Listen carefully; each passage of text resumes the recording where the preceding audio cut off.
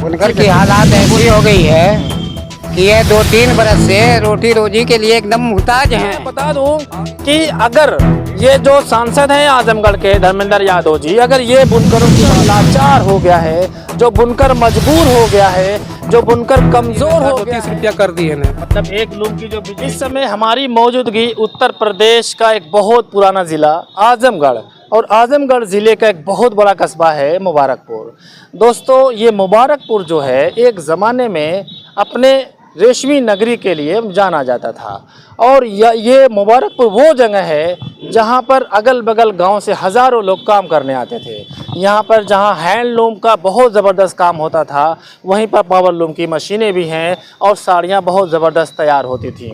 लेकिन दोस्तों आज मेरा जो मुद्दा है वीडियो बनाने का वो ये है कि सरकार की जो गलत नीतियां हैं, इन नीतियों की वजह से ही आज ये बुनकर जो मेरे साथ खड़े हैं ये एक एक वक्त की रोजी खोजने के लिए कहां से कहां चले जाते हैं। दोस्तों ये मुबारकपुर वो जगह है जहां पर हज़ारों लोगों को नौकरी दिया करते थे अपने यहाँ मशीनों पर। आज यहाँ के लड़के कोई सऊदी अरब जा रहा है, कोई कुवैत जा रहा है, और पता लग रहा है वहाँ से फ़ोन आ जा रहा है कि आपके लड़के की हत्या हो गई है। दोस्तों ये घटना इस समय बुनकरों के साथ हो रही है। तो ये ऐसा इसलिए है क्योंकि सरकार की जो नीतियाँ हैं वो बिल्कुल ही उलट है बुनकरों के। जैसे अगर हम बात करें तो अभी जो जल्दी बजट पेश हुआ है लोकसभा में, अगर आप लोग देखिएगा उसमें चाचा, तो बुनकरों के नाम पर कुछ भी नहीं है।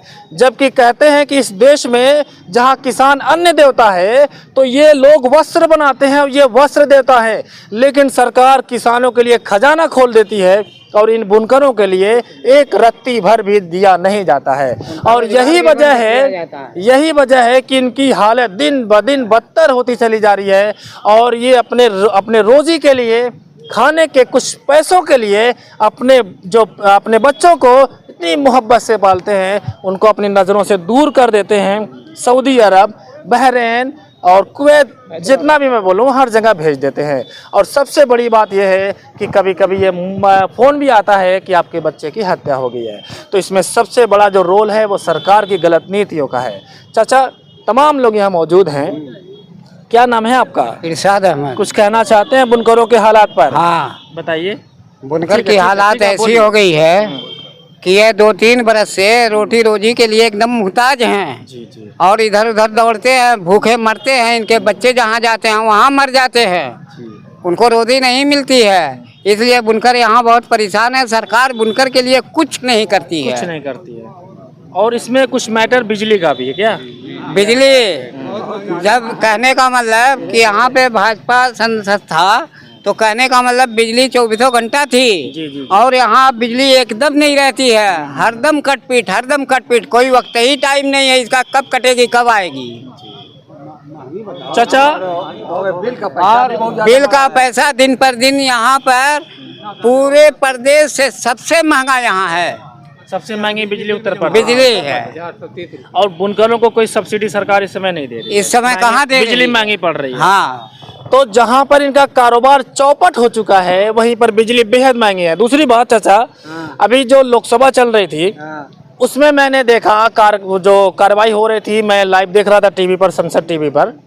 उसमें जो घोसी के जो सांसद हैं राजू राय, उन्होंने बुनकरों पर सवाल उठाया था। उन्होंने कहा था कि इस देश में बुनकर की एक अहम स्थान है, लेकिन सरकार की कोई ऐसी रणनीति नहीं है, कोई ऐसी स्ट्रेटेजी नहीं है जिससे बुनकरों का फायदा हो सके। तो राजू राय ने तो आवाज उठाई। आपको क्या लगता है इस तरीके से आवाज उठाने में, इस तरह से आवाज उठाने में कुछ फायदा होगा बुनकरों का? अरे भाई, जब कहेंगे, रोएंगे, चिल्लाएंगे तो हो सकता है कि सरकार हमारी सुन ले। जी। तो धर्मेंद्र यादव को भी संसद में बोलना चाहिए। ये बोलते ही नहीं है। सांसद हैं जी, ये बोलते नहीं है, वोट सिर्फ ये लेना जानते हैं, बुनकर के मसाइल को हल करना नहीं जानते। तो दोस्तों ये आजमगढ़ लोकसभा के जो सांसद हैं अखिलेश यादव के भाई, जो पूर्व मुख्यमंत्री हैं, उनके भाई धर्मेंद्र यादव जी हैं, जो कि समाजवादी पार्टी के सीनियर लीडर हैं, और पार्लियामेंट में एक अहम स्थान है उनका। जब बोलते हैं तो सारे जो सांसद हैं उनको सुनते हैं। तो चाचा क्या आप भी चाहते होंगे ना कि वो आवाज उठाएं बुनकरों की?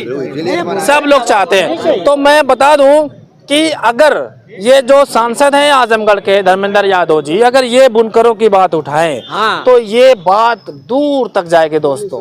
तो यहाँ के लोग आप लोग अपील कर रहे हैं ना कि वो तो हमारे चैनल की माध्यम से यहाँ के जो बुनकर हैं, जो गरीब बुनकर हैं, वो आवाज उठा रहे हैं और अपने सांसद से ये अपील करते हैं कि अगली बार जब भी आप पार्लियामेंट में खड़े होइए तो बुनकरों को मत भूलिएगा।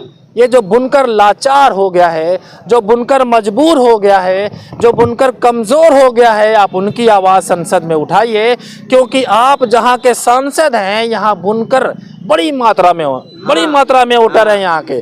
तो धर्मेंद्र यादव जी से चैनल के माध्यम से अपील है कि जब भी आप उठें संसद भवन में तो बुनकरों को मत भूलिएगा। और भी कुछ परेशानी है क्या बुनकरों को?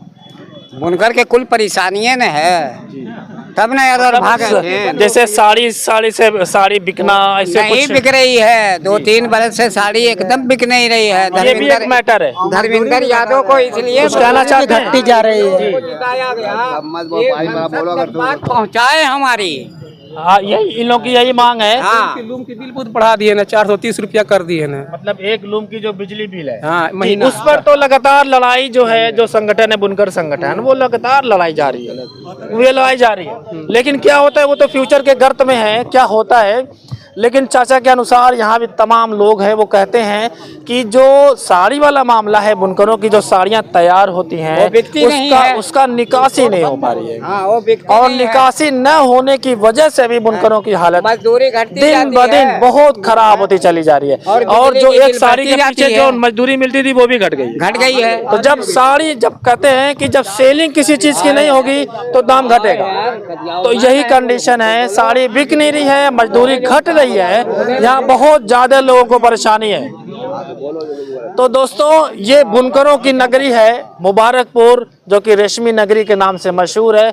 यहाँ के बहुत सारे बुनकर हैं जो हमारे चैनल को देखते ही यहाँ आए हैं और इनका कहना है कि बुनकर इस समय सबसे ज़्यादा परेशान हाल में है। तो हम अपने चैनल के माध्यम से सरकार को भी ये इंगित करना चाहते हैं कि आप बुनकरों के लिए कोई बजट अलग से लाइए। इनका जो बिजली का मामला है उस पर भी आप काम करिए। साथ में इनकी जो साड़ियाँ हैं बुनकरों की, वो डंप होती चली जा रही है, वो आगे नहीं जा पा रही, बिक नहीं रही है, तो उसका भी इंतज़ाम करें। फिलहाल अपने कैमरामैन इमरान अहमद के साथ फैसल अंसारी, बोलेगा भारत।